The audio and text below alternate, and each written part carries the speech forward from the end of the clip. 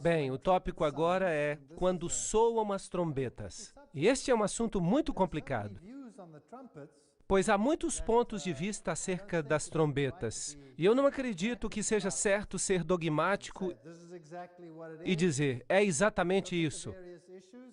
Observemos então os vários assuntos para ver como se encaixam, porque temos muito que aprender.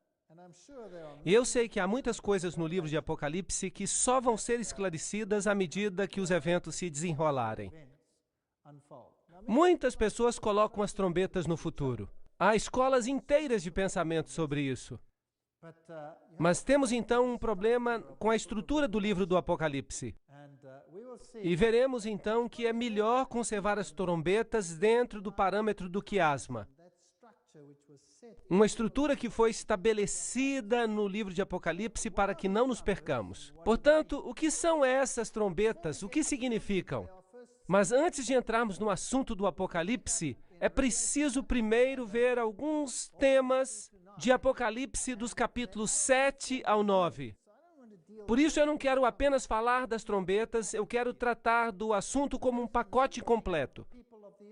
Portanto, então, há uma enumeração de pessoas na Terra nesses temas.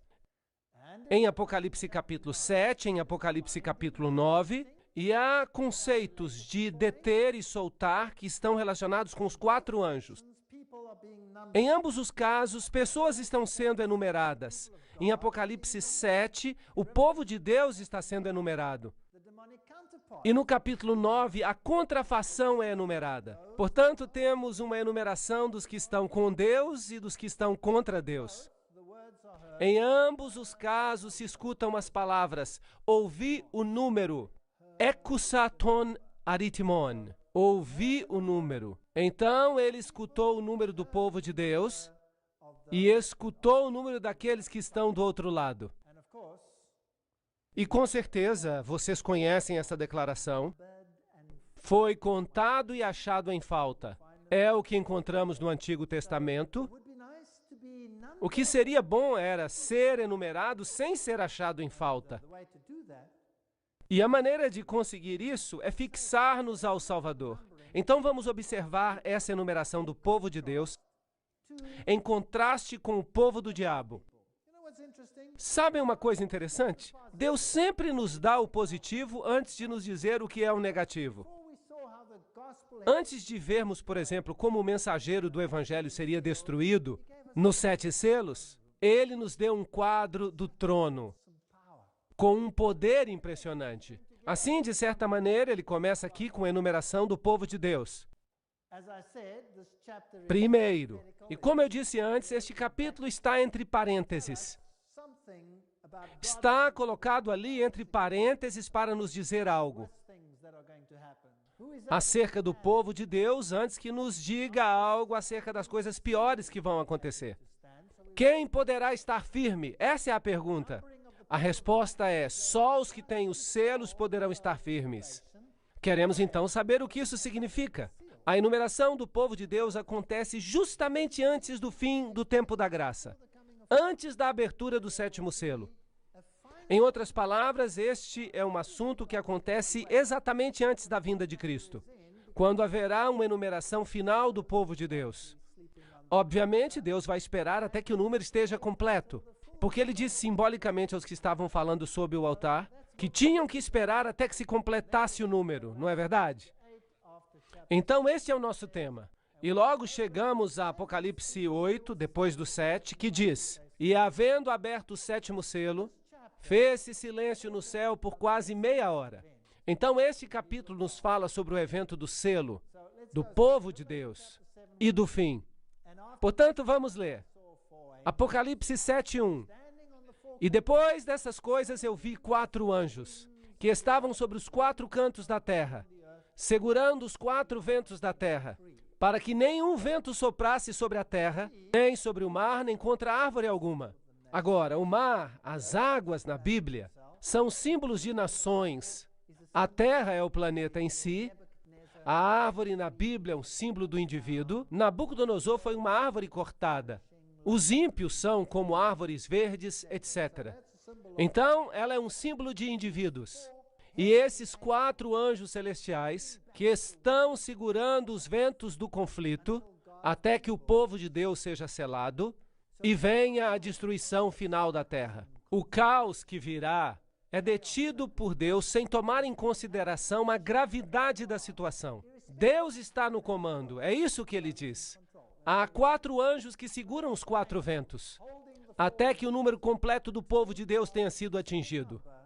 E vi outro anjo subindo do lado do sol nascente, e tinha o selo do Deus vivo, e clamou com grande voz aos 4 anjos, a quem fora dado o poder de danificar a terra e o mar, dizendo: não danifiqueis a terra, nem o mar, nem as árvores, até que tenhamos assinalados nas testas os servos do nosso Deus. E aqui, o que é este selo na testa?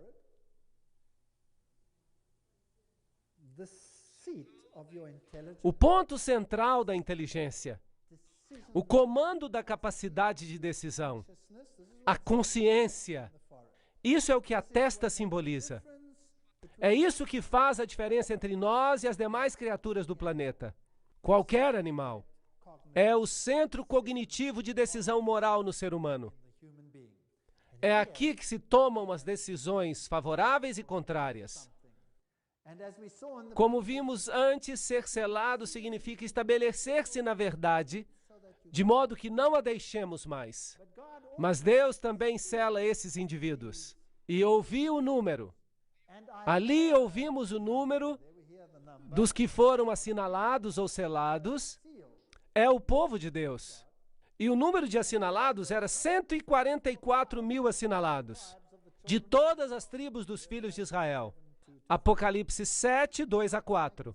Algumas pessoas pensam que este número é literal e dizem que literalmente há 144 mil que são selados. Outros não. Mas recordem-se que ele ouviu o número, o que significa o selamento. Bem, em 2 Timóteo 2,19 se diz: todo fundamento de Deus fica firme, tendo esse selo. O Senhor conhece os que são seus. É Deus quem o selou. E qualquer um que professe o nome de Cristo aparte-se da iniquidade. O que significa isso? Essas pessoas tomaram a decisão de parar de fazer o que é errado. Desejavam fazer o que é certo, pelo poder do Senhor. Queriam pedir perdão a Deus por todo o mal que tinham feito. Queriam ser limpos no sangue do Cordeiro. É simples assim. Não é muito complicado. Não é nada complicado. Nós sempre gostamos de complicar as coisas mais do que elas são. E a palavra aqui para iniquidade é maldade, injustiça, maldade de coração e vida. Uma ação que viola a lei. Isso é interessante. Então, se nos apartamos da iniquidade, nós nos convertemos em cumpridores da lei. E se amamos a Deus, se o amamos, guardamos os seus mandamentos. Irai-vos e não pequeis. Não se põe o sol sobre a vossa ira. Não deis lugar ao diabo. Aquele que furtava, não furte mais. Antes trabalhe fazendo com as mãos o que é bom, para que tenha o que repartir com o que tem necessidade. Não saia da vossa boca nenhuma palavra torpe, mas só aquela que for boa para promover a edificação, para que dê graça aos que ouvem. Não é um assunto muito complicado. Significa começar a fazer o que é correto e renunciar ao que é errado. E não entristeçais o Espírito Santo de Deus, no qual estáis selados para o dia da redenção. Então, os que estão selados precisam fazer o que é correto. Tem que fazer isso. Se eram ladrões, tem que deixar de roubar. Se usam uma linguagem incorreta, precisam corrigir isso. Tem que começar a fazer o que é correto pelo poder do Senhor. Toda a amargura, ira, cólera e gritaria, a blasfêmia e a malícia sejam tirados dentre vós. Antes sedes um para com os outros benignos, misericordiosos, perdoando-vos uns aos outros como Deus também vos perdoou em Cristo. Efésios 4, 26 a 32. Isso não é nada complicado. Essa passagem significa uma volta à harmonia com a lei de Deus. Ata o testemunho, sela a lei entre os meus discípulos. A lei é o testemunho. Se eles não falarem segundo esta palavra, é porque não há luz neles. Não podemos dizer, sou filho de Deus, se eu continuo a viver como vivia antes. À lei e ao testemunho. Deleito-me em fazer a tua vontade, ó Deus meu. Sim, a tua lei está no meu coração. Salmo 48. Porque esta é a aliança que depois daqueles dias farei com a casa de Israel, diz o Senhor. Porei as minhas leis na sua mente, aqui, no lóbulo frontal, e as escrevereis no seu coração, para que possam agir em harmonia com a lei de Deus. E eu lhes serei por Deus e eles me serão por... Hebreus 8:10. Sempre tornamos esses assuntos em coisas complicadas, mas faça o que é certo e deixe as consequências com Deus. Agora, no coração da lei está o sábado. Lembra-te do dia de sábado para o santificar. 6 dias trabalharás e farás toda a tua obra, mas o 7º dia é o sábado do Senhor teu Deus. Não o 3º dia, nem o 4º dia. O 7º dia é o sábado. Não farás nenhuma obra. Nem tu, nem teu filho, nem a tua filha, nem o teu servo, nem a tua serva, nem o teu animal, nem o estrangeiro que está dentro das tuas portas. Porque em 6 dias fez o Senhor o céu, a terra e o mar, e tudo o que há neles. Mas ao 7º dia descansou. Portanto, abençoou o Senhor o dia de sábado e o santificou. Então, o mandamento do sábado é um outro selo. Está escrito aqui, em 6 dias o Senhor, esse é o seu nome, Jeová, fez, pois Ele é o Criador, o céu e a terra e o mar e tudo o que neles há. Então, se olhamos para Êxodo capítulo 20, versículo 11, porque em 6 dias fez o Senhor o céu e a terra e o mar e tudo o que neles há, e ao 7º dia descansou. Portanto, o Senhor abençoou o dia de sábado e o santificou. Ele o separou para uso santo. A palavra descansar ali significa dar refrigério, deitar-se, deixar algo estar em silêncio. Em outras palavras, ter um momento a sós com Deus, em meio a toda essa agitação que há na terra. E também lhes dei os meus sábados para que se vissem de sinal entre mim e eles, para que soubessem que eu sou o Senhor, que os santifica.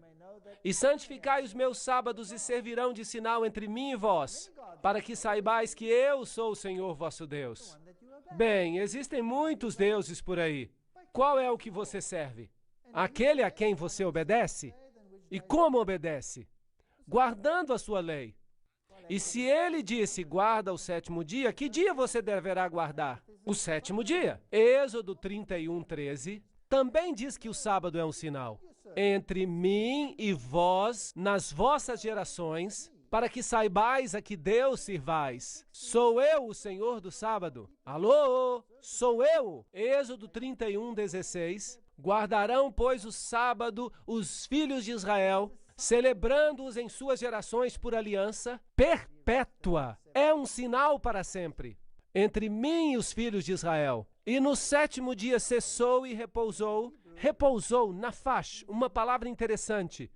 A palavra para sinal em hebraico é ot, e é uma marca. É isso que diz o léxico. É uma marca distintiva. Qual é a marca de Deus? O dia do sábado. Por quê? Porque o sábado ratifica a lei. Sem o sábado, os 10 mandamentos poderiam ser de qualquer outro Deus. Não é verdade? Podiam ser até de uma pessoa, de um João ninguém, um Zé ninguém. O que aconteceria se eu escrevesse 10 mandamentos e os espalhasse dizendo, todos precisam guardá-los? O que aconteceria? Todo mundo ia dizer que eu estou louco? Mas se o presidente fizer uma lei e disser, eu quero que vocês aguardem, e ele assinasse, se não o fizéssemos, teríamos algum problema com as autoridades. Isso, então, seria mais importante, não é? Mas e se o Senhor do Universo disser, bum, eu fiz essa lei, e agora o céu e a terra têm que obedecer a essa lei, por toda a eternidade? Bem, há aí alguma autoridade, bastante autoridade. Mas se não tem um selo de aprovação, não significa nada. Aí está a marca de Deus para a sua autoridade. A besta também tem uma marca? Sim, também tem uma marca de autoridade. Vamos ver isso depois. Devemos entender a marca de Deus, o sinal, o seu selo, assim como o selo de autoridade de um documento. Dos Estados Unidos, por exemplo, ele tem um selo do presidente americano, é uma espécie de selo real.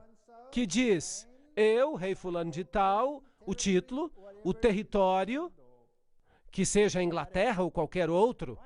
E aqui no Decálogo, deve haver um selo que dê autoridade ao documento. E nós o encontramos no mandamento do sábado. Sem o sábado, todos os outros mandamentos se tornam apenas um grupo de leis feito por algum Zé Ninguém, sem importância. Mas com o mandamento do sábado, então temos o nome do legislador, seu território, sua autoridade. Isso concede autenticidade. E o Senhor me deu as 2 tábuas de pedra escritas com o dedo de Deus. Deuteronômio 9:10. Há umas poucas ocasiões em que Deus escreve com o seu dedo, sabiam? E dessa vez ele escreveu com o dedo. Ele escreveu os 10 mandamentos com o seu próprio dedo sobre a pedra. E repetiu isso quando Moisés quebrou as primeiras tábuas. Então são 2 vezes. E logo também, quando o rei de Babilônia e o seu reino chegaram ao fim, Deus escreveu com o próprio dedo na parede. E o profeta Daniel disse, Mene, Mene, Tekel, Upharsin. Uau!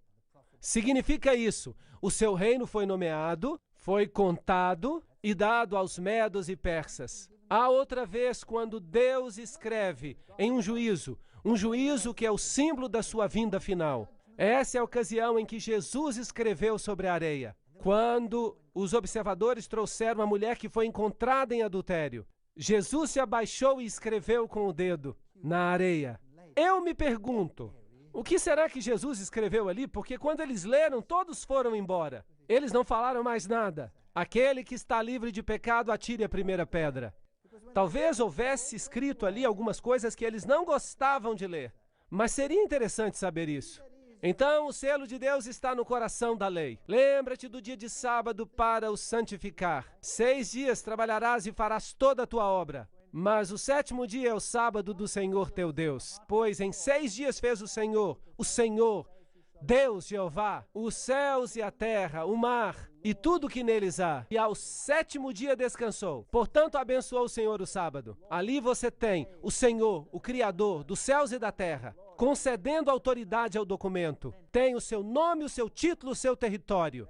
Também lhes dei os meus sábados para que servissem de sinal entre mim e eles, para que soubessem que eu sou o Senhor. Como devemos guardá-lo? Bem, já lemos sobre isso. Não vamos fazer a nossa própria vontade nesse dia. É espantoso, porque há poucas regras sobre como guardar o sábado. Mas os judeus fizeram vários milhares de regras para guardar o sábado, em vez de deixar isso segundo a consciência.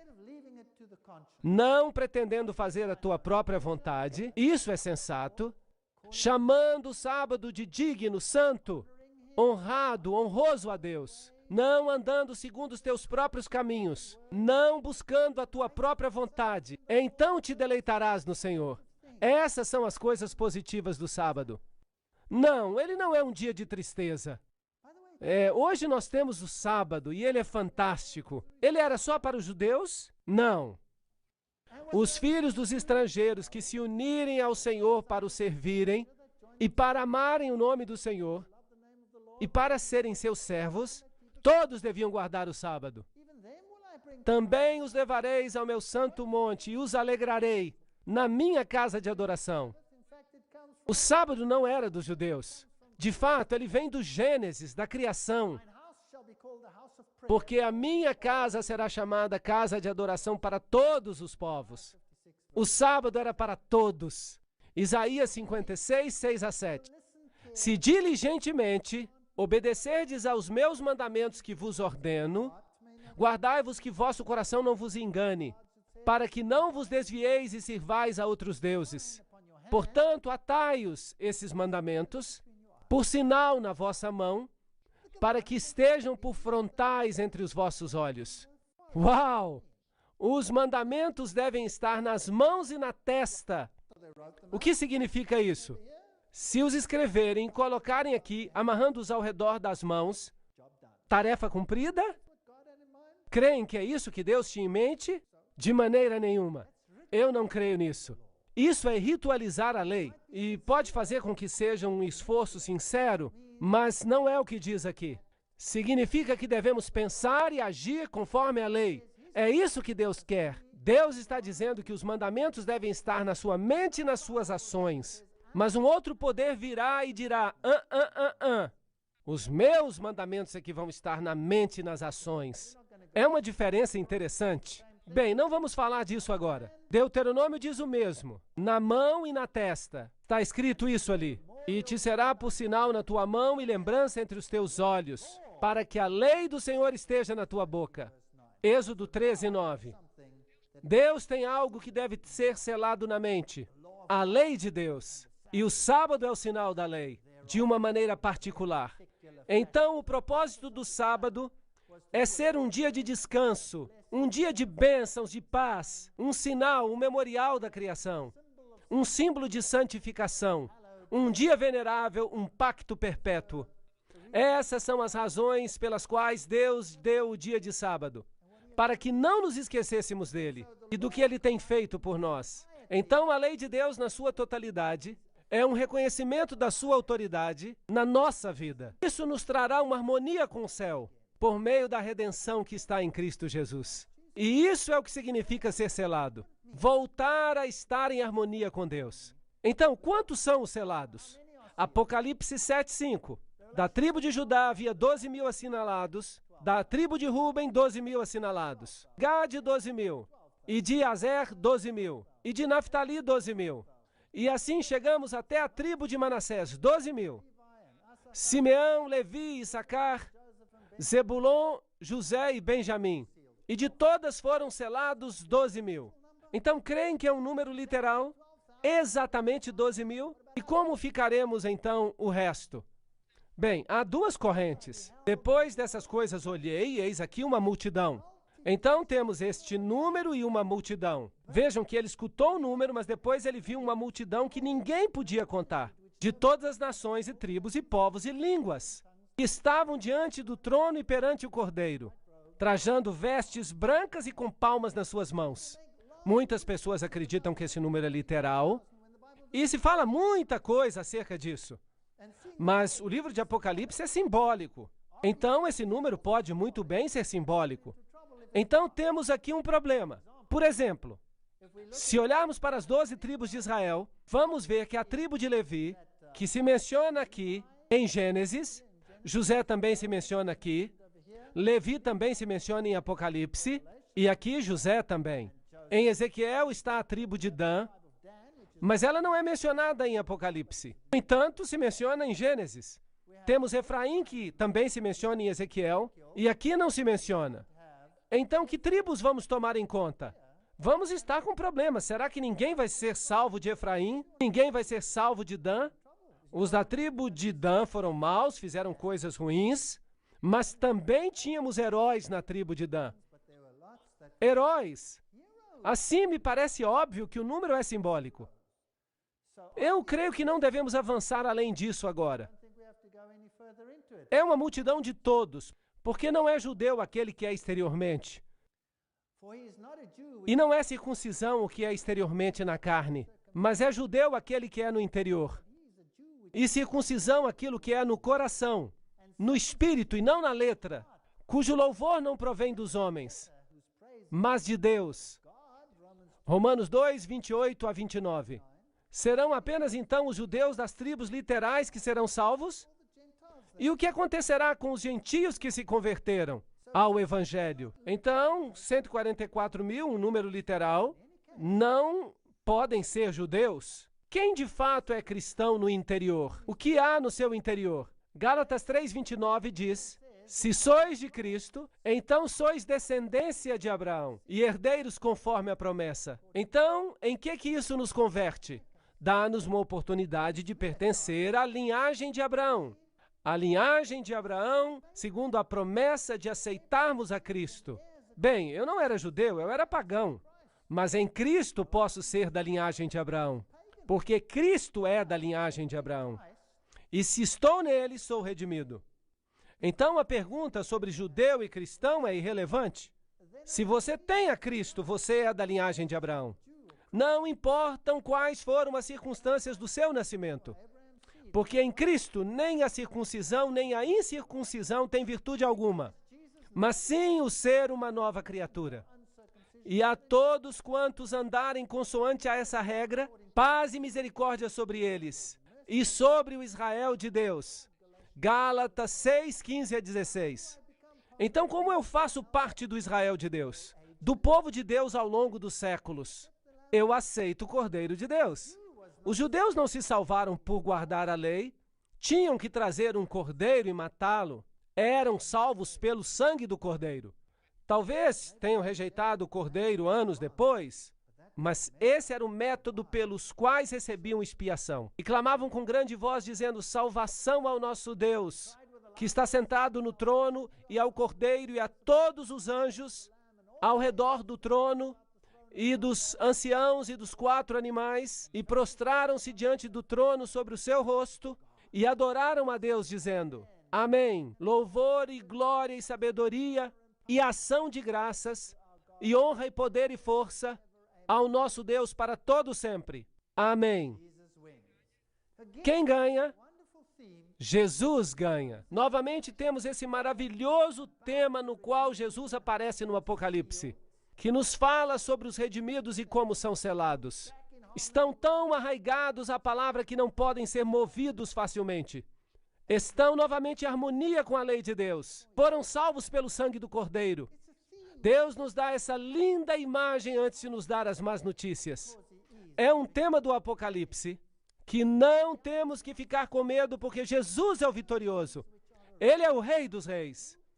E um dos anciãos me falou dizendo: estes que estão vestidos de vestes brancas, quem são? De onde vieram?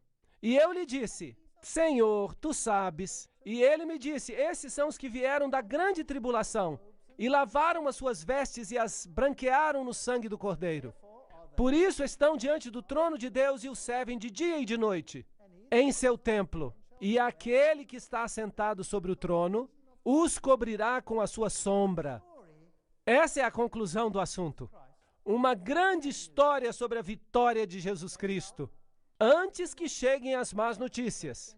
Nunca mais terão fome, nunca mais terão sede, nem sol, nem calor algum incidirá sobre eles, porque o Cordeiro que está no meio do trono os apacentará e lhes servirá de guia para as fontes da água da vida.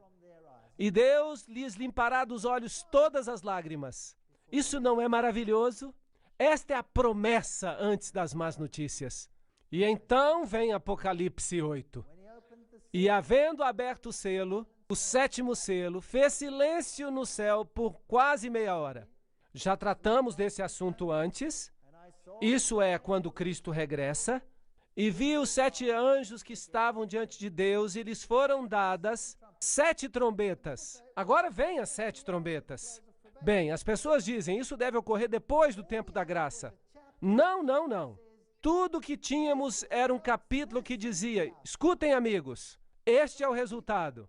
O povo de Deus será redimido pelo Cordeiro e não haverá mais lágrimas, e esse é o seu número, e é assim que vai ser. Assim é a vitória do Cordeiro. Agora me deixem lhes dar as más notícias. É isso que vai acontecer na história. E aqueles que rejeitarem a palavra de Deus e rejeitarem a Jesus Cristo, também serão enumerados. E tristemente o número vai ser diferente. Vamos ver o que acontece. E vi os anjos que estavam diante de Deus, e lhes foram dadas 7 trombetas. E veio outro anjo e pôs-se junto ao altar, tendo um incensário de ouro, e foi-lhe dado muito incenso.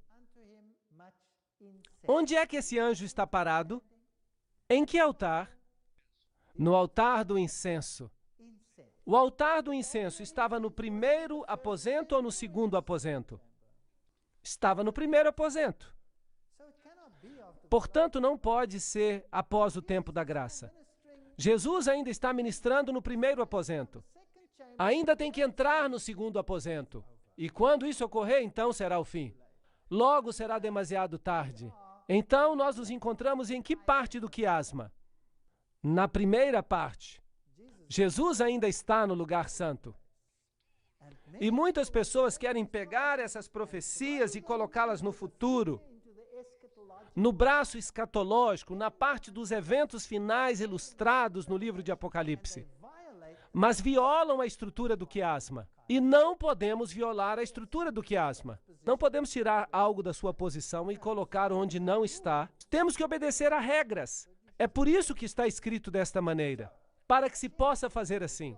Assim que lhe foi dado muito incenso, aqui está o altar de incenso, para o colocar com a oração de todos os santos sobre o altar de ouro que está diante do trono, um pequeno altar, do qual estamos falando. E havia fumaça de incenso, subindo com as orações dos santos, desde a mão do anjo até diante de Deus. As pessoas estão orando aqui, elas têm necessidades. Isso não ocorre depois do tempo da graça.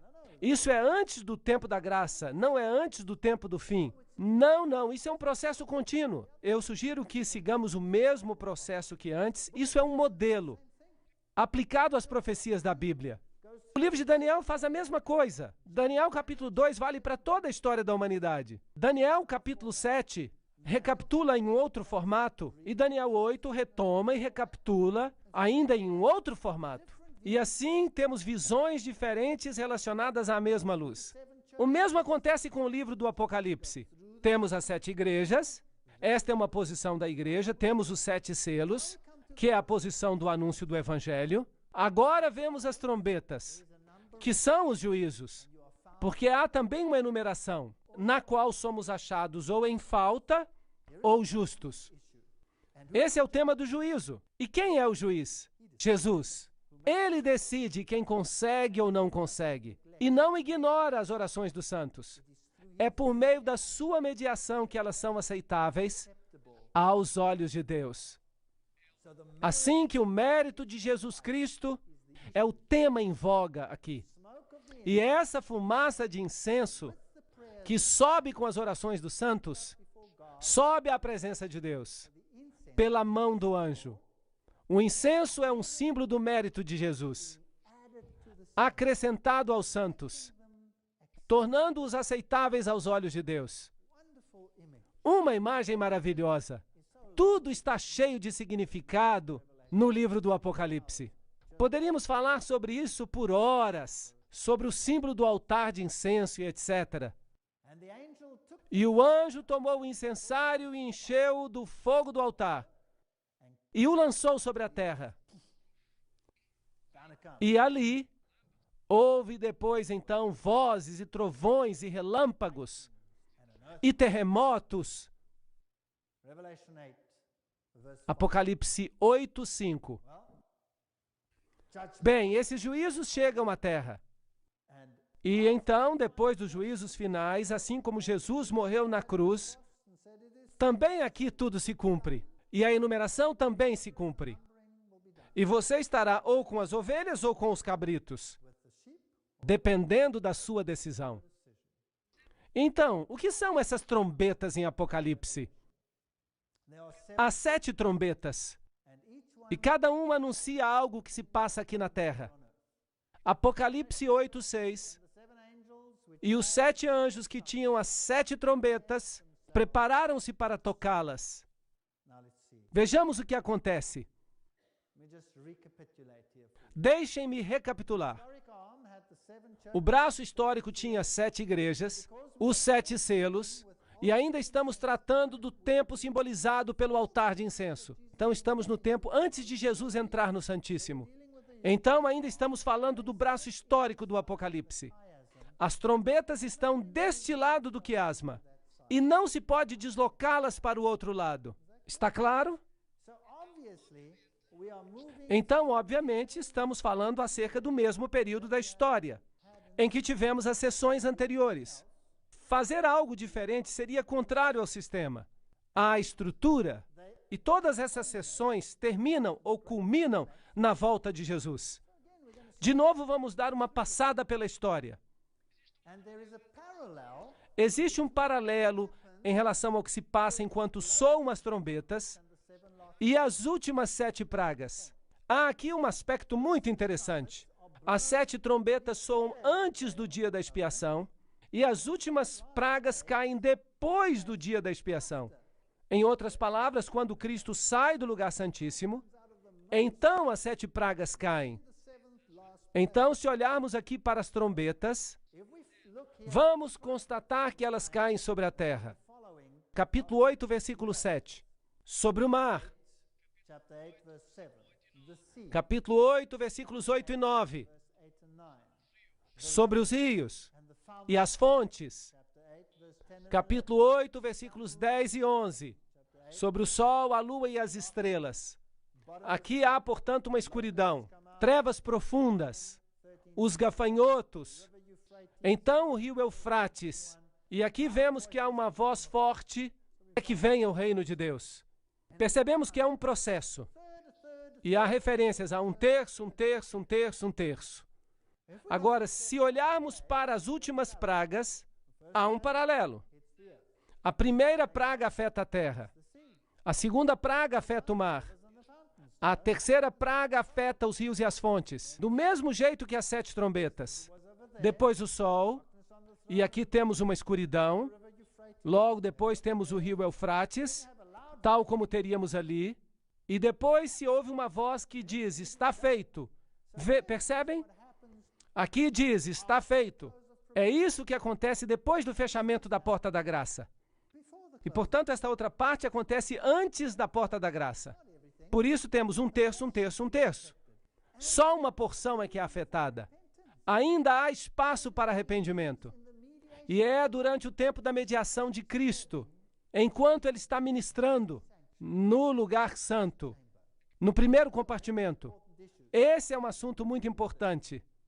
Quando tratamos desse aspecto, porque há uma tendência para se deslocar as trombetas para esse outro período em que estão as pragas. E isso é um problema, porque não somente violamos a estrutura do quiasma, mas também violamos a ideia de que só uma parte é que é afetada e destruída. Jesus Cristo está no controle. O número do povo de Deus no capítulo 7, depois as trombetas e a enumeração do povo da terra. E os problemas que envolvem tudo isso. Quem vai ser vitorioso? Jesus ou o outro lado? Nós já sabemos a resposta. Portanto, agora podemos descansar através deste estudo sobre as trombetas. Que o Senhor nos faça conscientes do fato de que Jesus está no comando.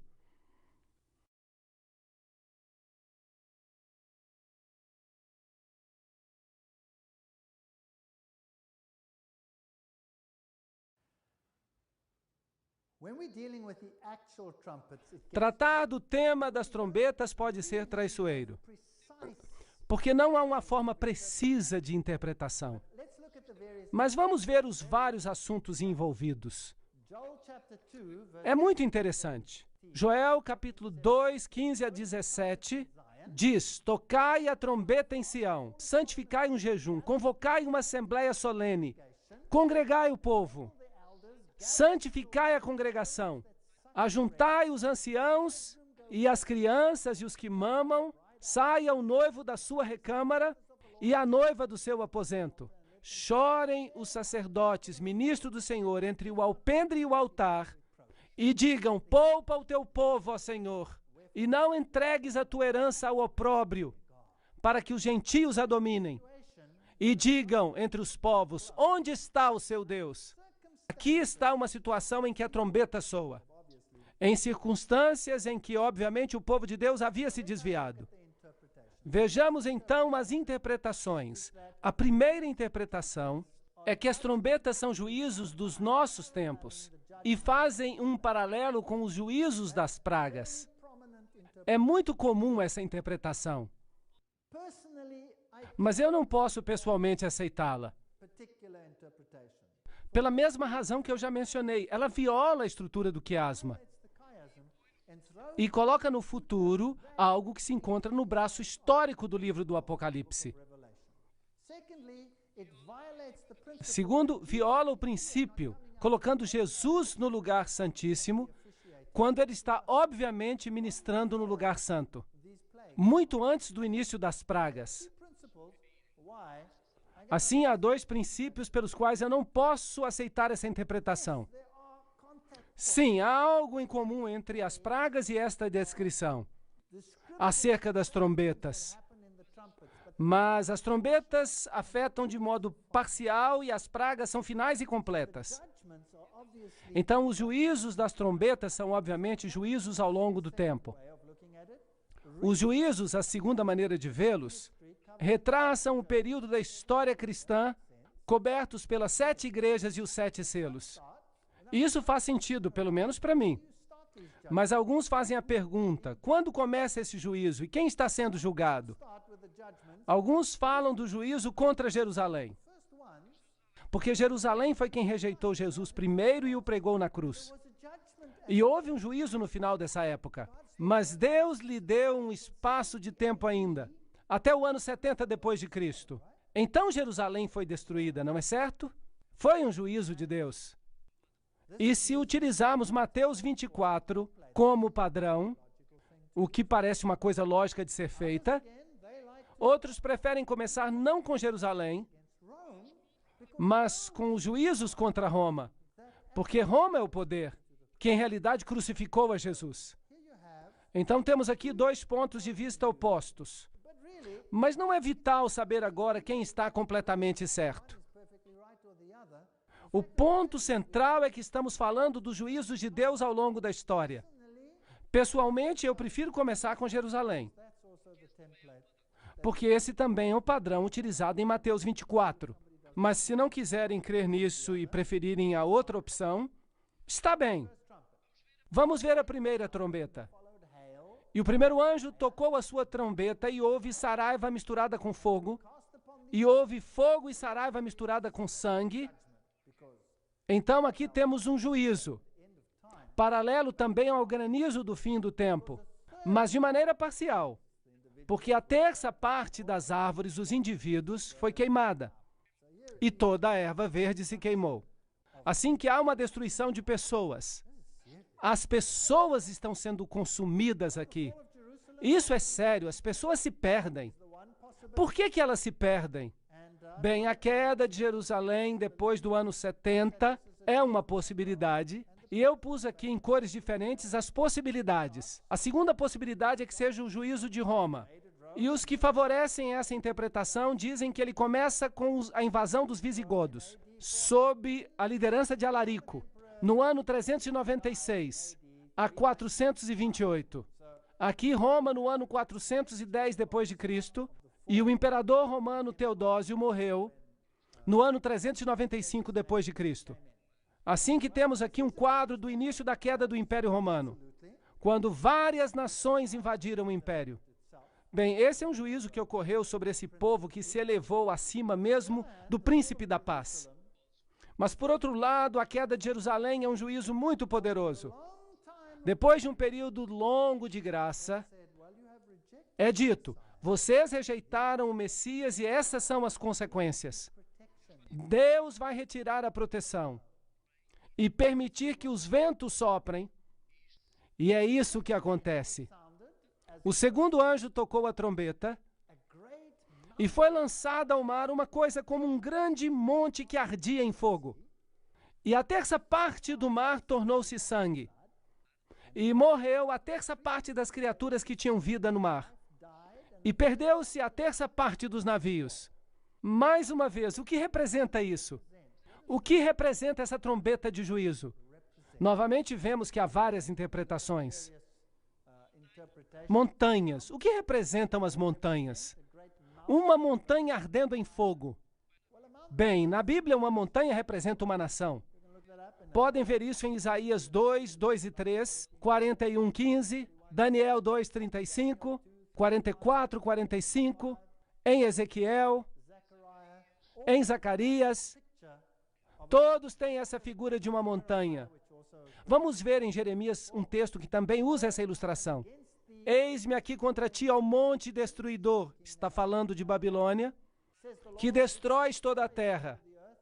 E estenderei a minha mão contra ti, e te revolverei das rochas, e te farei um monte que queima. Jeremias 51, 25. Vemos aqui uma montanha sendo simbolicamente destruída. Assim que o segundo anjo tocou, E algo como a grande montanha em chamas foi lançado ao mar. Então uma nação foi, por assim dizer, esparramada entre as nações. Isso é o que significaria. E a terceira parte do mar se converteu em sangue. Mar significa água. As águas que viste onde se assenta a prostituta são povos, nações, línguas. Então temos um derramamento de sangue entre as nações. E morreu a terça parte das criaturas que tinham vida no mar. E perdeu-se a terça parte dos navios. Navio na Bíblia é um símbolo de economia. Os navios de Quitim são símbolos de economia. Portanto, vejamos as duas interpretações possíveis. Se for a primeira, temos então um juízo sobre Jerusalém. E, obviamente, a segunda seria um juízo sobre Roma pagã. E as nações que estão associadas a ela. O mar. Os judeus e os cristãos viam Roma como a nova Babilônia. De fato, Pedro escreveu uma carta na qual ele diz onde estava a Babilônia. Porque Roma, como Babilônia, havia destruído o templo de Jerusalém, de modo que é uma hipótese razoável. Por outro lado, há aqueles que acreditam que a segunda fase da incursão dos vândalos sobre Roma, Geneserico em 428 até 468, de onde vem a palavra vandalismo, derivada dos vândalos, que eram piratas, vinham em navios contra o Império Romano, saquearam Roma em 465 d.C., assim que algumas pessoas interpretam esse símbolo como um juízo contra Roma pagã. Agora, quer você aceite um ou outro, é uma questão de detalhes. Não vamos criar uma discussão sobre isso. Isso não vai afetar a nossa salvação. Mas, pessoalmente, eu prefiro a primeira interpretação, porque ela segue uma sequência lógica, enquanto a outra não é tão sequencial. Mas há quem prefira a segunda. A terceira trombeta, e o terceiro anjo tocou a sua trombeta, e caiu do céu uma grande estrela. Agora, será que isso soa familiar? Faz lembrar alguma coisa? Eu tenho certeza que sim. Em algum outro momento caiu uma estrela do céu? Sim, Lúcifer caiu do céu. E trouxe todas as suas forças demoníacas com ele para baixo. E estava criando aqui uma grande mudança. E de ser o governante. Por isso, isso representa falsos ensinos. Ardendo como uma tocha, e caiu sobre a terça parte dos rios, e sobre as fontes das águas, que também são pessoas. E o nome da estrela era absinto, amargura. E a terça parte das águas tornou-se em absinto. E muitos homens morreram por causa dessas águas que se tornaram amargas. Agora, o que significa água além de nações? Já ouviu falar da água da vida? Agora, o que acontece quando a água da vida se torna amarga? Consegue entender? Houve um período em que entrou uma condescendência, um terceiro período, lembra-se?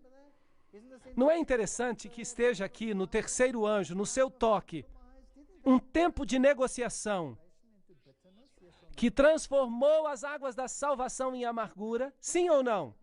Sim. E as pessoas morreram por causa disso. No sentido espiritual, agora, não no sentido literal. Com certeza. Porque se bebem dessa fonte contaminada, qual é o resultado?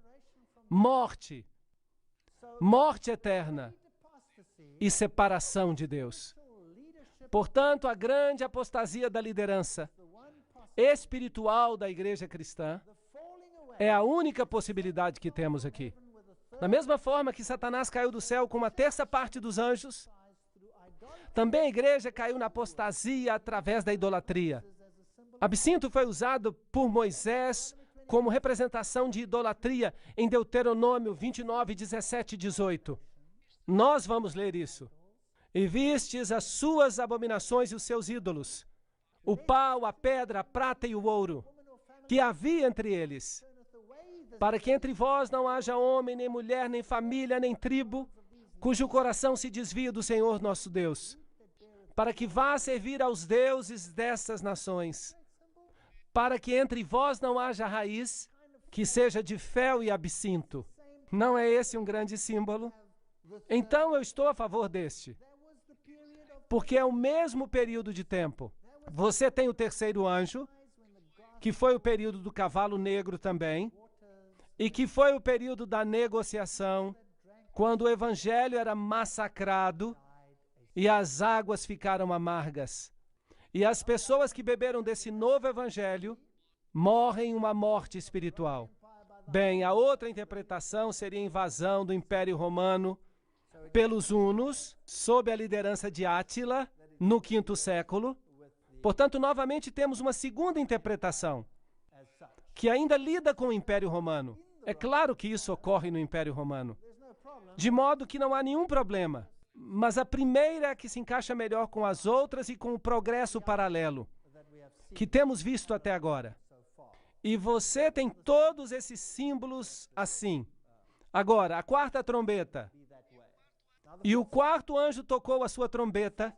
Foi ferida a terça parte do sol. Agora, o sol, o que é isso? A luz do mundo. E a terça parte da lua. E a terça parte das estrelas. Para que a terça parte dele se escurecesse. E a terça parte do dia não brilhasse. Fosse semelhantemente à noite. Isso não é escuridão total, como nas pragas. Trata-se de uma terça parte. Apocalipse 8:12.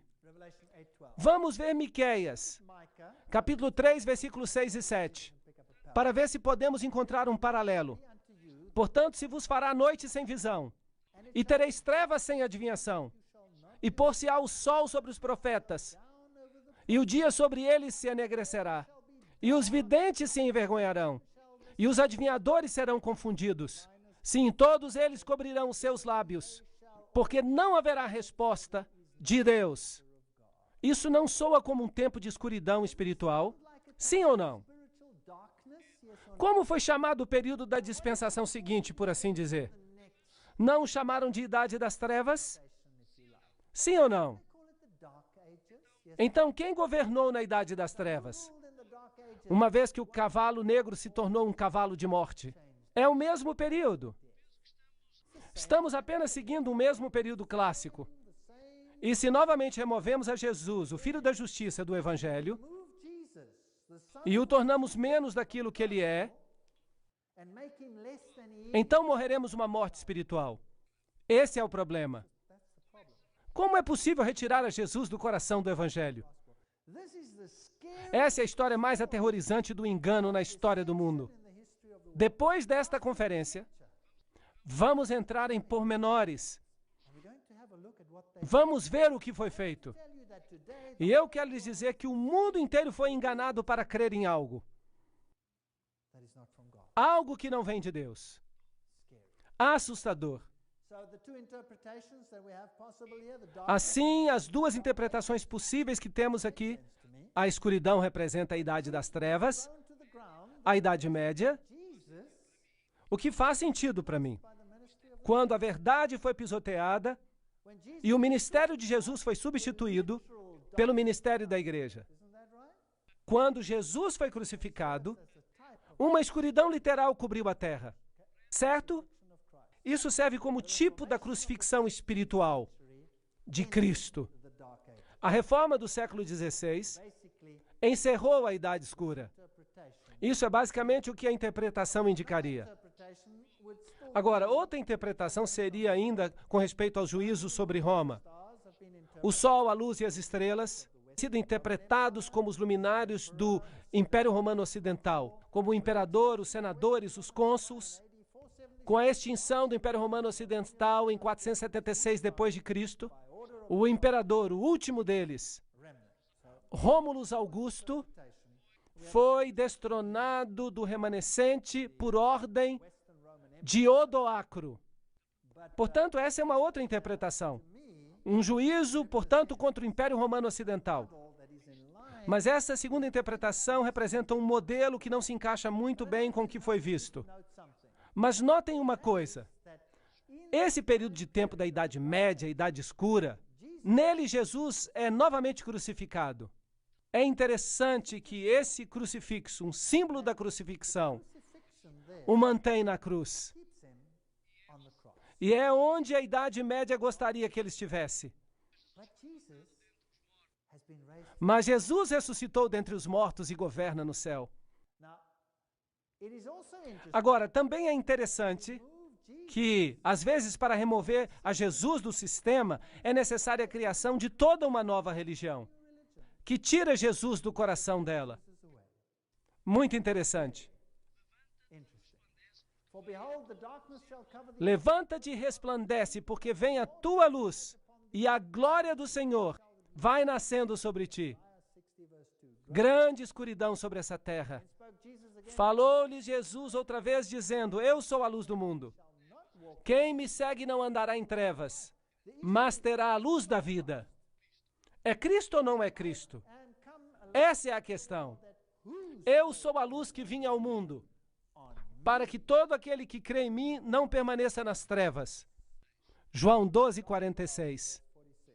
A questão é, o ponto central é Jesus. Com ou sem Jesus? Essa é a questão. Agora vem uma parte fascinante. Apocalipse 8:13.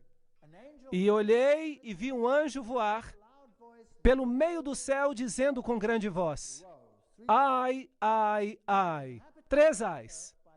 Dos que habitam sobre a terra, por causa das outras vozes das trombetas, dos 3 anjos que ainda vão tocar. Agora vem um grande ai. Agora, um ai é uma coisa que atinge os seres humanos e tem consequências desastrosas. Agora, algumas pessoas querem aplicar esses ais ao povo de Deus. Mas, por outro lado, os ais podiam se aplicar aos que estão perdidos. E com o que estamos lidando nessas trombetas? Com o povo de Deus que está sendo enumerado ou com os outros que estão sendo enumerados? Estamos lidando com os povos da terra, que estão sendo enumerados. Portanto, agora sabemos qual é o último ai, porque o último ai é a vinda de Cristo e a destruição dos ímpios. De modo que, sobre quem cai o último ai? O último ai cai sobre os ímpios, sobre os maus, não sobre o povo de Deus. Então, isso aqui é um julgamento sobre aqueles que querem ser enganados, que têm se permitido enganar, que rejeitam a luz, ou simplesmente rejeitam a Deus diretamente. Portanto, temos 3 ais que vão cair sobre os habitantes da terra, e um ai os priva da salvação.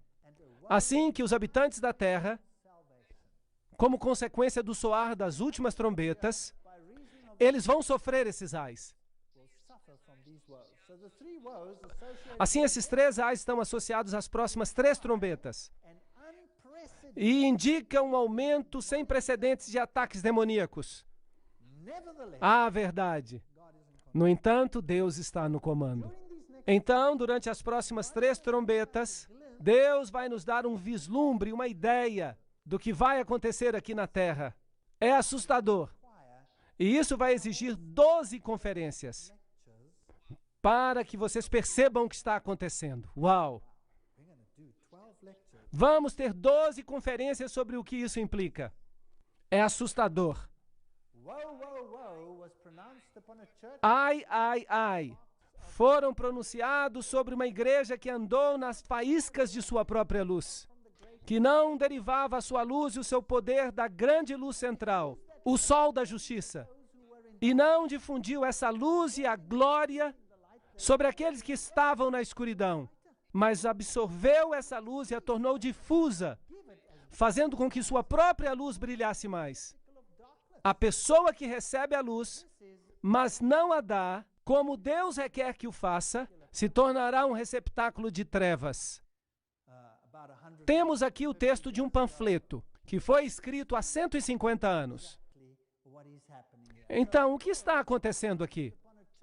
Estes ais estão sendo pronunciados sobre uma igreja que caminha nas faíscas de sua própria luz. Isso faz sentido para mim. Então, esses ais são pronunciados sobre os apóstatas do planeta e vão afetá-los porque eles mantêm a verdade do evangelho longe daqueles que poderiam ser salvos. Portanto, vamos ver as 2 possibilidades. A 5ª e a 6ª trombeta representam a enumeração dos seguidores de Satanás e o aumento final do mal, até o ponto em que Deus retira sua proteção e caem nas mãos de uma mente perdida. Aqueles que escolhem voluntariamente ser ignorantes. Isso mete medo. Está em contraste em Apocalipse 7, onde os selados de Deus são numerados. E lhes é dado poder para estarem sob a proteção divina. Outra interpretação seria que a quinta e a sexta trombeta representam os juízos de Deus contra o Império Romano Oriental. A ascensão do Islã, que culminou com o Império Otomano, é vista como a força que traz essa destruição. Agora, aqui eu gostaria de fazer uma abordagem diferente e dizer por que não vamos juntar as duas. Por que não vamos uni-las? Porque o islamismo tem por objetivo levar Cristo a um nível humano, baixá-lo, assim que, em certo sentido, ele faz exatamente o que a Igreja da Idade Média fazia, pronunciando-se como juiz no lugar de Jesus Cristo, certo? Portanto, um é o instrumento do outro. E, na verdade, estão trabalhando juntos para alcançar o mesmo fim, que é eliminar Jesus Cristo da posição de único salvador do planeta. E é interessante que o Islã é uma religião que ativamente ensina e propaga essa mensagem. Ativamente. As outras religiões, elas não lutam abertamente contra este ponto ou princípio. Mas a Igreja da Idade das Trevas disse: eu sou o caminho, pelo qual você recebe a salvação. Ou passam por mim ou não a alcançam. De fato, eles disseram que Deus tem que respeitar a decisão de seus sacerdotes, absolvendo ou não as pessoas consoante o que eles digam. Uau! E esse poder diz que Jesus tem que se tornar menos do que é. Jesus, torna-te menos do que tu és. Por que não os unimos? Assim, que poderes deslocaram o cristianismo em relação à Bíblia e que poderes surgiram na Idade Média para destronar a Jesus e afastar os homens da salvação por meio dele? Essa não é uma boa pergunta? Porque trazem os ais sobre a terra. O Islã substituiu o cristianismo no berço do judaísmo e do cristianismo. Isso não é certo? Eles o fizeram. A idade do racionalismo, o humanismo contemporâneo com o slogan: nenhuma divindade nos salvará, porque nós vamos nos salvar a nós mesmos. Esse é o Manifesto Humanista, capítulo 2, editado por Curtis Buffalo, em 1973. Esse é o seu manifesto. Portanto, nenhuma divindade vai nos salvar. Temos que nos salvar a nós mesmos. Racionalismo, humanismo contemporâneo. A Bíblia é um livro de alegorias. Não se preocupe com ela. Não a leve a sério. É isso que tem destruído o cristianismo na mente ocidental. E a outra o tem destruído no berço do cristianismo. A rocha forte do cristianismo foi removida. Ela foi substituída no Ocidente e ela foi substituída no Oriente. Portanto, esses são os poderes que têm destronado a Jesus Cristo. Então agora vamos até Apocalipse capítulo 9. E o quinto anjo tocou a sua trombeta, e viu uma estrela que do céu caiu na terra. Temos novamente uma estrela caindo do céu. E lhe foi dada a chave do poço do abismo, isto é, do inferno. Portanto, qualquer coisa que saia daqui agora vem diretamente do abismo do inferno. E abriu o buraco do abismo e subiu uma fumaça do buraco. Isso está em contraste com o incenso que acende do santuário, como a fumaça de uma grande fornalha. E com a fumaça do buraco, o sol se escureceu, e também o ar. Portanto, a luz está sendo removida da terra como resultado da ação deste quinto anjo. Uau! Não se trata da atividade do quinto anjo, mas a maldição por causa do que estão fazendo os poderes das trevas. E da fumaça saíram gafanhotos sobre a terra, e foi-lhes dado o poder como de escorpiões sobre a terra. E o parecer dos gafanhotos era semelhante aos cavalos. Já vimos cavalos antes e diziam respeito ao Evangelho. Como estrondos de carro irão saltando sobre os topos dos montes. As nações, como o ruído da chama de fogo que se propaga, como um povo poderoso posto em ordem para o combate, e restituir-vos-ei aquilo que comeu o gafanhoto. Isso é o que Joel diz. Assim, temos aqui um simbolismo espiritual acontecendo com o Israel literal. Vamos aplicá-lo ao lado espiritual. Apocalipse 9:4. E foi-lhes dito que não fizessem dano à erva da terra e nem a verdura alguma, nem árvore alguma, não é a destruição total, mas somente dos homens que não têm na sua testa o sinal de Deus. Portanto, o juízo é para todos aqueles que não estão enumerados. E foi-lhes permitido não que os matassem, mas que por 5 meses os atormentassem. Temos um período, 5 meses. E o seu tormento era semelhante ao tormento do escorpião. Jesus nos disse: eu vou lhes dar poder para pisar escorpiões, quando eles ferirem os homens. E naqueles dias os homens buscarão a morte, mas não a acharão. Desejarão morrer, mas a morte fugirá deles. Depois há uma descrição dos gafanhotos. Eles se comparam a cavalos. Já tivemos cavalos antes representando o anúncio do Evangelho. Estão aparelhados para a guerra. E sobre suas cabeças havia como que coroas semelhantes ao ouro. E os seus rostos eram como rostos de homens. Tinham cabelos como de mulher. E seus dentes eram como de leões. E tinham couraças como couraças de ferro. E o ruído das suas asas era como o ruído de carros, quando muitos cavalos correm em combate. Aqui está uma situação de guerra. É assim que se pareciam: caudas de escorpião, couraças de ferro, dentes, coisas terríveis. Enfim, é a impressão de um artista. E tinham caudas semelhantes às de escorpião, e tinham grilhões nas suas caudas. Apocalipse 9:10. O que significa isso? Temos aqui um simbolismo do que fez o Islã. Por outro lado, podemos ver todo o sentido que está nessa nova mensagem sem Cristo ao mundo. Agora vejamos quem está no comando de tudo isso. E tinham sobre si um rei, o anjo do abismo. Em hebraico, seu nome era Abaddon. Fascinante. E em grego, Apolion. Um ai já passou, e eis que vem ainda 2 ais mais. Ok. Vamos mencionar alguns nomes interessantes aqui. Depois disso, um dos ais cai sobre o homem. E termina. Ok. Vamos fazer uma pergunta. Que filosofias surgiram após a Idade Média?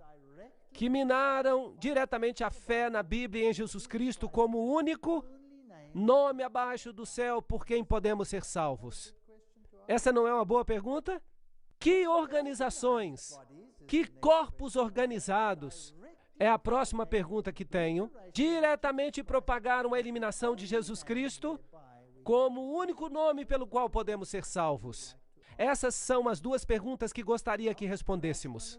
Bem, o racionalismo, a alta crítica, o humanismo, o espiritismo. Você concorda comigo que esses são os poderes que removeram a Jesus? Que corpos organizados são aqueles que diretamente anulam o nome de Jesus Cristo como aquele pelo qual unicamente podemos ser salvos? Maçonaria. Vou lhes dar alguns textos que comprovam isso mais tarde.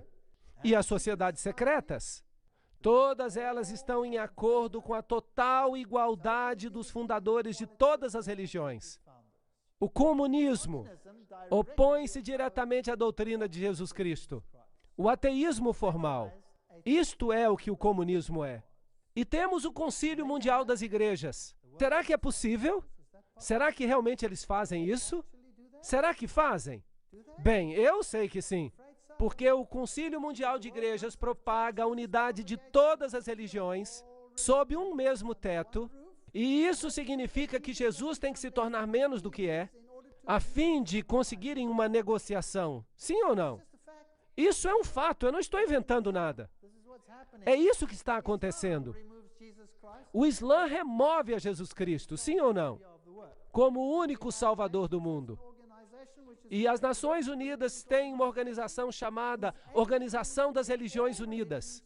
Seu objetivo é fazer com que todas as religiões sejam aceitas em igualdade. Pois bem, parece uma boa ideia, mas o que vamos fazer então com Jesus Cristo? Isso o coloca no mesmo nível dos outros. E então haverá muitos nomes pelos quais poderemos ser salvos. É ou não é verdade? Sim ou não? Isso é certo ou não? Vocês podem dizer, porque eu estou com alguns problemas aqui. Eu estou trazendo a vocês alguns assuntos problemáticos. É isso exatamente o que estão fazendo. O comunismo remove totalmente. A maçonaria o nivela. O Concílio Mundial das Igrejas o rebaixa para alcançar os seus objetivos. O islamismo combate diretamente e as Nações Unidas afirmam que é melhor fazer uma negociação, ou senão estaremos em apuros. Deixem-me ler isto. Este é o site nisbet.com Freemasonry. Vamos ler. No 17º grau do rito escocês, a palavra sagrada comunicada ao candidato é Abaddon. Na Bíblia Satânica de Anton LaVey, na página 145 a 146, Abaddon e Apollyon são um dos nomes infernais no satanismo. No rito maçom escocês ilustrado de J. Blanchard, volume 1, página 453, declara-se: toque a testa de Tyler quando ele responder colocando a mão na testa. A senha, Jubulum, palavra sagrada, Abaddon. Nós não acabamos de ler que este era um anjo maligno? Sim ou não? Assim, a maçonaria diz que este é o anjo sobre nós. Eles tinham seu anjo sobre ele, Abaddon, Satanás. Se olharmos para a interpretação islâmica, isto é, a área coberta pelo gafanhoto do deserto, essa é a área coberta pelo islamismo, no seu início. E hoje eles cobrem muito mais. Isso é interessante, essa é uma área do cristianismo primitivo. Sabiam disso? Foi substituída e já não existe. E ali está agora o Islã. Somente após o ano 600 depois de Cristo, o Islã ascendeu e tirou do mundo cristão, que baseava sua fé na Bíblia e guardava o sábado.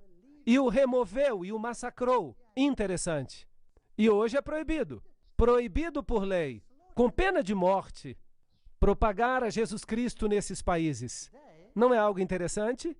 É um ai terrível contra a humanidade, porque se o único nome pelo qual devemos ser salvos é tirado, nós estamos em apuros. John William Dropper também escreve em História do Desenvolvimento Intelectual da Europa que 4 anos após a morte de Justiniano, em 571 d.C., nasceu em Meca, na Arábia, o homem que mais do que qualquer outro ser humano tem exercido influência sobre a raça humana, de acordo com a vida de Maomé. Maomé apareceu em cena em um dos períodos mais negros da história, quando todas as civilizações, desde a dinastia merovíngica, da Itália até a Índia, estavam em ruínas, estavam em um estado de gestação de problemas. Vamos lá, uma grande guerra. Com a idade de 12 anos, Maomé viajou com o seu tio numa caravana comercial à Síria. E ali ele conheceu um cristão anacoreta chamado Bahira. E contemplando o rapaz, diz a história, pôde ver que no seu rosto havia sinais de uma futura grandeza. E aconselhou a Abu Talib que cuidasse dele, porque ele seria algum dia recipiente do chamado divino.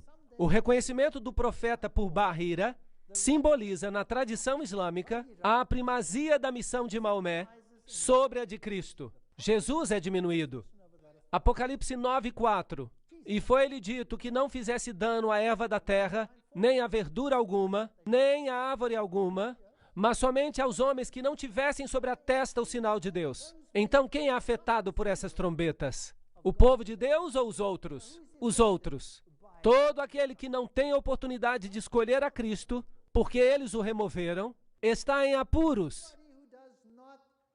E foi permitido não que os matassem, mas que por 5 meses os atormentassem. E o seu tormento era semelhante ao tormento dos escorpiões quando ferem o homem. E naqueles dias os homens buscarão a morte e não a acharão. Desejarão morrer, mas a morte fugirá deles. Interessante. Aqui há um decreto de Abu Bakr, tio de Maomé, que o sucedeu. Quando combaterem as batalhas do Senhor, defendam-se como homens, sem voltar as costas, mas não deixem que a vitória seja manchada com o sangue de mulheres e crianças. Não destruam as palmeiras, nem queimem qualquer campo de milho. Não cortem as árvores frutíferas, nem façam qualquer mal ao gado, mas apenas ao que matarem para comer. Quando fizerem alguma promessa ou compromisso, cumpram-nas. Mantenham a sua palavra. À medida que avancem, vocês vão encontrar algumas pessoas religiosas que vivem retiradas em mosteiros, a fim de servirem a Deus dessa maneira. Deixem-nos, não os matem, nem destruam seus mosteiros, mas encontrarão outras pessoas que pertencem à sinagoga de Satanás. Têm cabeças rapadas, certifiquem-se de lhes partir os crânios. Não lhes deem trégua até que se tornem maometanos, ou paguem tributo. Agora, este decreto tem um paralelo na Bíblia. Alguns acreditam que os 5 meses representam os 150 dias proféticos, que são 150 anos proféticos, utilizando números 14:34 e Ezequiel 4:6 como base, um dia por um ano, e assim nos damos conta que se tomamos este número e tomamos a data de 27 de julho de 1299, quando o otomano invadiu a Nicomédia, e adicionamos 150 anos, então chegamos a 27 de julho de 1449, quando o último imperador grego, Constantino, tomou o trono com a permissão do sultão. Agora, Khaled bin al-Walid, por nome Saif Allah, um dos 2 líderes muçulmanos de enorme sucesso na expansão islâmica sob Maomé, e seus sucessores imediatos, Abu Bakr e Omar, apesar da luta contra o profeta, finalmente se converteu. E dizem eles que conquistou, e Khalid prosseguiu como líder das forças que conquistaram o exército bizantino, e o Islã se apossou dos territórios onde reinava o cristianismo. É muito interessante. E continuaram a conquistar a Síria, a Arábia, e destruíram 50.000 tropas bizantinas, e as massacraram, assim que o cristianismo foi removido. Vejamos o ponto de vista maçônico. Morais e Dogmas é uma fonte maçônica. Quando viram que o cristianismo estava fraco e inútil profeticamente, o restaurador árabe e iconoclasta veio como um furacão de limpeza. Mas Khalid, e agora vocês sabem quem ele era um grande general da espada de Deus, marchava de vitória em vitória e exclamava aos seus soldados: não deixem que nenhum homem durma. Haverá descanso suficiente nos jardins do paraíso. Doce será o repouso. Nunca mais será seguido pelo trabalho. A fé do árabe se tornou mais forte do que a do cristão, e ele os conquistou. Uau! Este é o ponto de vista maçônico, que a fé dos árabes se tornou mais forte do que a dos cristãos. E também dizem que se tornou uma fé melhor do que a do cristianismo. Por isso hoje o Islã reina. Onde reinava o cristianismo? Tem os zigurates, o Império Otomano, e a Mesquita Azul, e Santa Sofia. Todos esses eram antes domínios cristãos, mas hoje são domínios islâmicos. Isto costumava ser cristão, hoje é islâmico. Não é interessante? Portanto, se juntarmos as duas, então vamos ter toda a catástrofe completa da apostasia, apostasia que destruiu a Jesus Cristo como Salvador. O racionalismo, a alta crítica, a eliminação da Bíblia, a eliminação da fé na Bíblia e em Jesus Cristo, e a guerra literal contra aqueles que se opunham. E tocou o 6º anjo a sua trombeta, e ouviu uma voz que vinha das 4 pontas do altar de ouro, que estava diante de Deus, e dizia ao 6º anjo, que tinha a trombeta: soltem os 4 anjos. Uau, agora estamos em apuros. Que estão presos junto ao grande rio Eufrates. Portanto, há aqui outros 4 anjos. Tínhamos os 4 anjos de Deus que seguravam os 4 ventos, e agora temos os 4 anjos que prendem o rio Eufrates, isto é, Babilônia. Portanto, esses são os homólogos demoníacos das hostes angelicais. E foram soltos os 4 anjos que estavam preparados para a hora, o dia, o mês e o ano, a fim de matarem a 1/3 parte dos homens. E o número dos exércitos, dos cavaleiros, era de 200 milhões. Você escutou? Aqui também há uma enumeração desse poder. E é um número enorme, tal como a areia do mar. Alguns veem esse período como um tempo profético, a hora, o dia, o mês, o ano.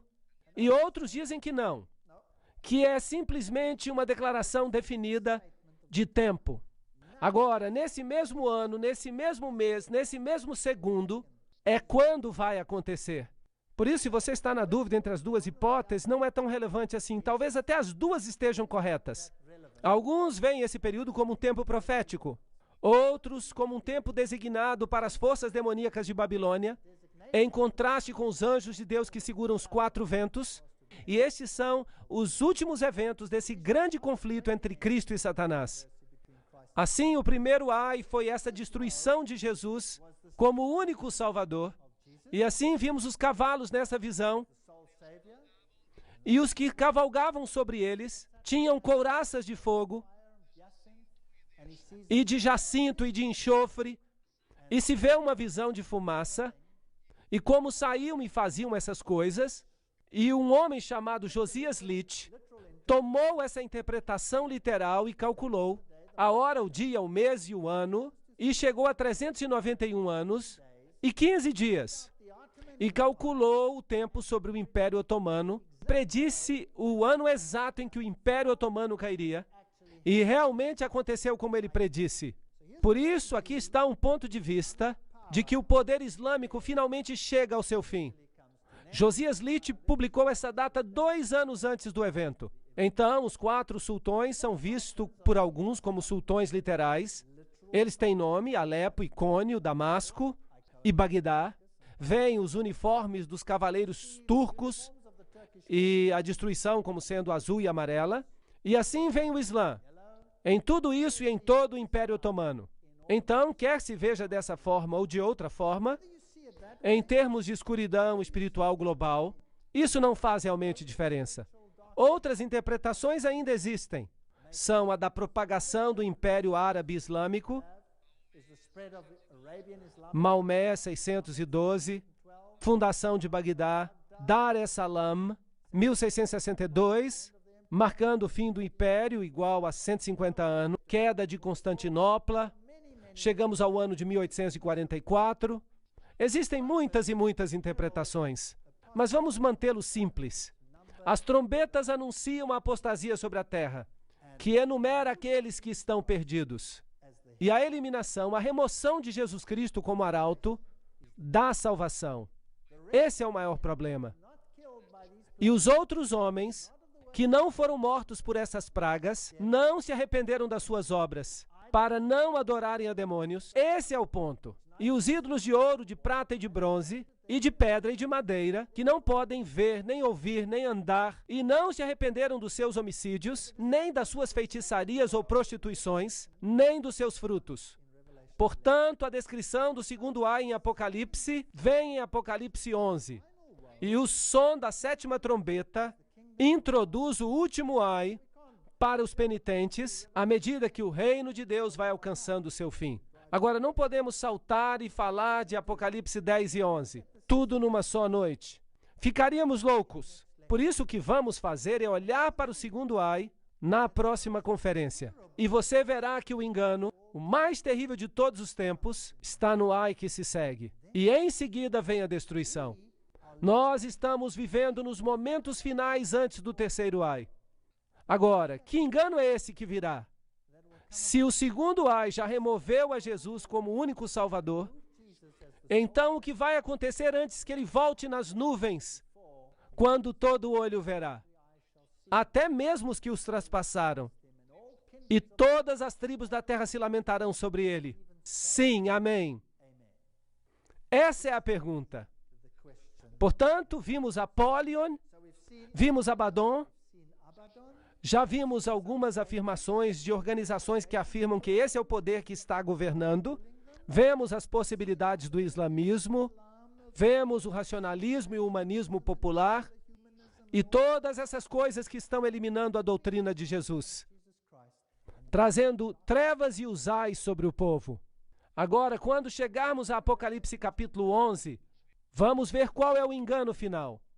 Como Satanás estabelece o seu reino final para atacar a palavra de Deus. Coisas amedrontadoras. E então vamos precisar de 12 conferências para explicar tudo isso. Que o Senhor os abençoe e guarde até que voltemos a nos reunir na próxima conferência. Muito obrigado pela atenção.